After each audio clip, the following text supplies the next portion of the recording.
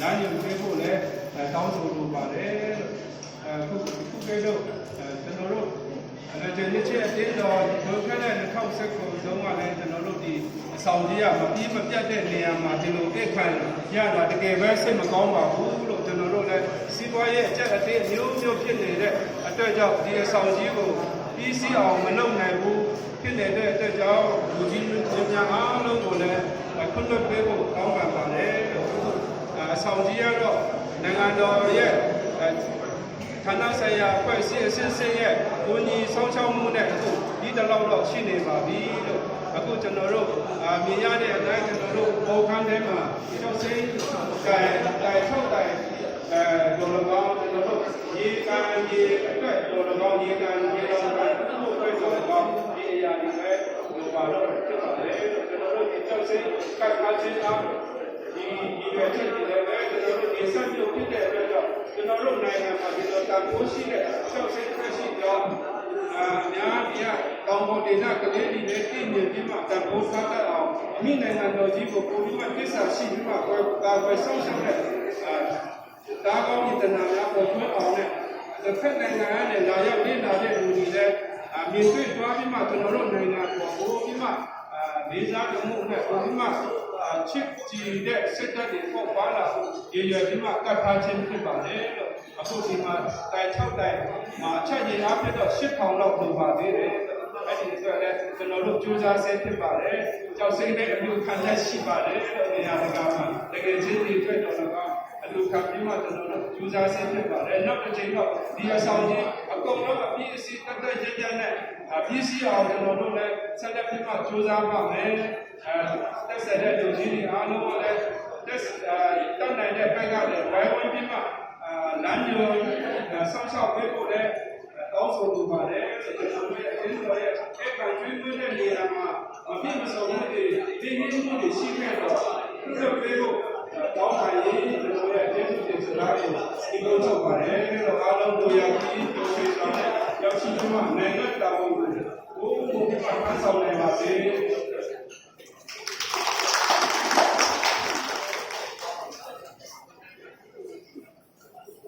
တခုခန့်တော်မူတင်ပြချင်တာကတော့အခုဆွားရလာတဲ့ကျွန်တော်တို့လူကြီးများကိုကျွန်တော်တို့အင်းတော်နဲ့အဆုထားတဲ့လေကျင်းမြို့နဲ့ကျွန်တော်တို့အင်းတော်ရဲ့သမိုင်းအချင်းကိုလည်းလက်ဆောင်ပေးလိုက်ချင်ပါတယ်ကျွန်တော်တို့လေကျင်းချင်းချင်းဖြစ်ရအင်းတော်ဒီဒေသမှာကျွန်တော်တို့ဘယ်လိုကာကွယ်ဆောင်ရှောက်ခဲ့တဲ့နိုင်ငံတော်ကိုဘယ်လိုအကျိုးပြုခဲ့တဲ့ဆိုတဲ့အကြောင်းအရာလေးတွေဒီလေကျင်းမြို့စတင်ဖြစ်ထွန်းလာတဲ့အကြောင်းသမိုင်းအချင်းကိုရေးထားပါဒါပြုစုထားတဲ့နာမည်တော့ပြုစုထားတာဖြစ်ပါတယ်လို့ဒီသမိုင်းအချင်းကိုလည်းကျွန်တော်တို့ပုတ်ရ20ရှိပါတယ်လို့အဲ့ဒါကိုလည်းပေးချင်ပါတယ်လို့နောက်တစ်ခုတင်ပြလိုတာကတော့အတင်းတော်ကခုနပြောသလိုကျွန်တော်တို့ခုနရှမ်းတိုင်းနာရေးမှာလည်းတော့တင်ပြပြီးပါပြီကျွန်တော်တို့အတင်းတော်မှာလည်းတကယ်ပဲကျူးစာရွတ်ရွတ်ချွတ်ချွတ်ကျူးစာခဲ့တဲ့ဒီဥအောင်ဆိုတဲ့ဥမတိန်တော်ဆိုတဲ့ဟာကြားလိုက်ပါတယ်သူရဲ့မြေအိမ်ခံရတော့တကယ်ကျွန်တော်တို့လည်းစိတ်မကောင်းပါဘူးအခုသူကဒီကျွန်တော်တို့လူကြီးမျိုးစတင်ကြတဲ့လည်းသူလည်းတော့ပါဝင်ခဲ့ပါတယ်ကျွန်တော်တို့လူကြီးမျိုးအခုဒီ39လမ်းမကြီးဘက်ကောက်ပိုင်း1960ခုနှစ်မှာတရုတ်ပြည်ဘက်ပါသွားဖို့ဒီနေချတတ်မှတ်တဲ့လူကြီးတွေနဲ့တရုတ်ပြည်နဲ့ကျွန်တော်တို့မြန်မာနိုင်ငံကလူကြီးတွေတစ်ခေါက်အနာဂတ်ဆိုင်ပြီးမှတတ်မှတ်ဖို့လုပ်ခဲ့ပါတယ်အဲ့ဒီဘုအောင်ဘုမကူဆောင်ပြီးမှကျွန်တော်တို့အတင်းတော်လူကြီးတွေခုနကတင်ပြခဲ့တဲ့အတိုင်းစစ်မှုထမ်းပေါင်းတွေကိုပေါ်ပြီးမှကျွန်တော်တို့ဘယ်လိုဆန္ဒပြမှဒီခုနေနမိတ်ဘက်ကိုရွှေ့ထားခြင်းဖြစ်ပါတယ်လို့အဲ့ဒါကြောင့်ဒီခုအောင်ဘုမတိမှာကျွန်တော်တို့ပြည်ရဲ့အတွက်ကြောင့်ကျွန်တော်တို့နိုင်ငံအတွက်ကြောင့်နေနမိတ်ကိုလည်းရင်းနှီးဆိုတဲ့ကိုယ်စစ်ကစမှုထမ်းပေါင်းတယောက်ဖြစ်ပါတယ်ကိုလည်းဒီကပဲခဲ့တဲ့တယောက်ရဲ့ဒီလိုအိမ်ခရချင်းနေလဲကျွန်တော်တို့အင်းတော်နဲ့လည်းစိတ်မကောင်းပါဘူးဒီနေ့ဒီကြီးကြီးတဲ့တတ်နိုင်တော့ညညာပြီးမှဆုံးဖြတ်ပြီးစေချင်ပါတယ်ဒီဟာတစ်ချက်လည်းတင်ပြချင်ပါတယ်နောက်တစ်ချက်ကတော့ခုနကတင်ပြပြီးတဲ့အတိုင်းပဲကျွန်တော်တို့မြို့ဥမှာကိုဒီဆက်ကိုဒီစောင့်နေချင်ဖြစ်ပါတယ်ဒီအရာတကယ်ပဲမြို့ဥမှာလည်းဖြစ်တယ်ဒီဆက်ကိုအနက်တော့ဆိုးပါတယ်ကျွန်တော်တို့ဒီဆက်ရဟိုဘက်ပြောမှာတော့တဲ့ဟာသွားလိုက်တာပြီးပါပြီစတော်လေးကိုအနေများပါတယ်ဆရာလေးကိုမြို့ဥမှာလည်းဖြစ်တဲ့အတွက်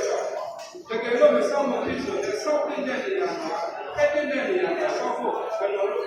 ကောင်းဆိုချင်ပါတယ်ဒီနေရာမှာကျွန်တော်တို့ရဲ့အတင်းတို့အတင်းသားများကျွန်တော်ရဲ့ channel လည်းကြီးပါတယ်ကျွန်တော် channel လည်းဖြစ်ပါတယ်ကျွန်တော်ဒီကြီးညာနေတယ်ဒီကိစ္စကိုလည်းနည်းနည်းနဲ့ကောင်းဆုံးစစ်ပေးဖို့ပြုဖို့တင်ပြကောင်းဆုံးထိဆိုင်တင်ပြကောင်းဆုံးပါတယ်အားလုံးကျေးဇူးတင်ပါတယ်